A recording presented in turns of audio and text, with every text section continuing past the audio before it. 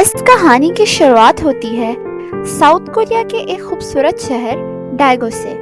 یہ کہانی ہے ڈائگو میں رہنے والے ایک چھوٹے سے بچے کی۔ یہ بچہ ڈائگو کے ایک آرفنیج میں رہتا تھا۔ اس بچے کے ماں باپ کی ڈیتھ ایک روڈ ایکسیڈنٹ میں ہوئی تھی اور اس کے ماں باپ کی کروڑوں کی جائیداد اس بچے کے نام تھی۔ اس بچے کا نام تھا وی۔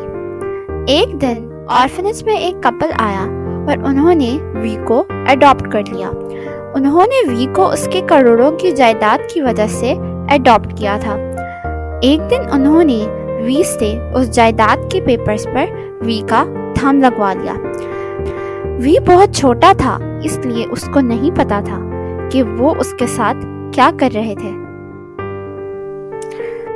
جب اس کپل نے ساری جائیداد اپنے نام کروا لی تو وہ ایک دن وی کو بہانے سے گھمانے لے گئے۔ وہ وی کو ایک پارک میں لے گئے۔ وی نے پارک میں خوب کھیلا۔ اس پارک میں گھومنے کے بعد وہ وی کو ایک گریو یارڈ میں لے گئے اور اس کپل نے اس گریو یارڈ میں ایک گہرا گڈھا کھودا اور پھر انہوں نے وی سے کہا کہ اس میں بیٹھ جاؤ۔ معصوم بھی اس گڈھے میں بیٹھ گیا اور پھر وہ اس پر مٹی ڈالنے لگے اور وی سے کہنے لگے کہ ہم تم پر مٹی ڈال کر تمہیں چھپا رہے ہیں اور پھر تھوڑی دیر بعد ہم تمہیں ڈھونڈنے آئیں گے۔ وی بہت چھوٹا تھا، اس لیے وہ سمجھا کہ وہ اس کے ساتھ ہائیڈ اینڈ سیک کھیل رہے ہیں، لیکن وہ وی کو اس گڈھے میں گرا کر خود فرار ہو گئے۔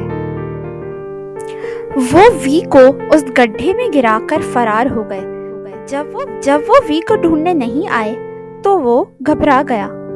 اندر مٹی میں اس کا سانس رک رہا تھا۔ وہ خوف کے مارے زور زور سے چیخنے لگا۔ اس گریو یارڈ کے پاس ایک بوڑھے آدمی کا گھر تھا۔ وہ بوڑھا آدمی اس گریو یارڈ کے پاس سے گزر رہا تھا تو اس کو زمین کے اندر سے کسی کے چیخنے کی آواز آئی۔ تو اس بوڑھے آدمی نے فوراً سے وہ گڈھا کھودا اور اس میں سے وی کو نکالا اور اس سے پوچھا کہ تم کس کے ساتھ آئے ہو؟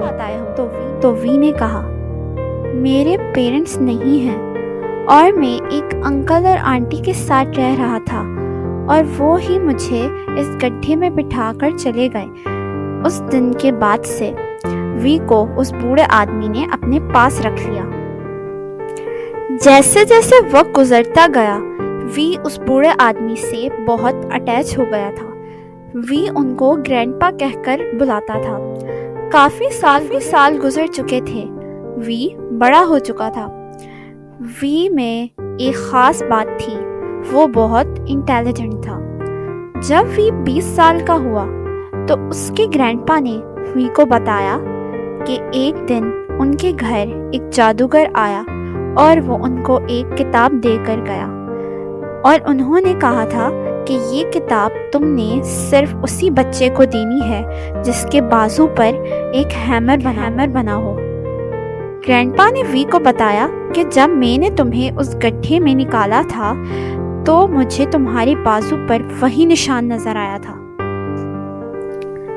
اور اب تم 20 سال کے ہو گئے ہو اور مجھے لگتا ہے کہ یہی صحیح وقت ہے تمہیں وہ کتاب دینے کا۔ مجھے نہیں پتا کہ اس جادوگر نے یہ کتاب تمہیں دینے کو کیوں کہا، لیکن اب اس کتاب کی حفاظت تم نے کرنی ہے۔ اگلے دن گرینڈ پا کی ڈیتھ ہو گئی۔ گرینڈ پا کی ڈیتھ کے بعد وی بہت خاموش رہنے لگا تھا، کیونکہ اس دنیا میں گرینڈ پا ہی تو تھے جن کے ساتھ وی خوش رہتا تھا۔ ان کے علاوہ اس کا کوئی بھی نہیں تھا۔ وی اب بہت اکیلا ہو چکا تھا۔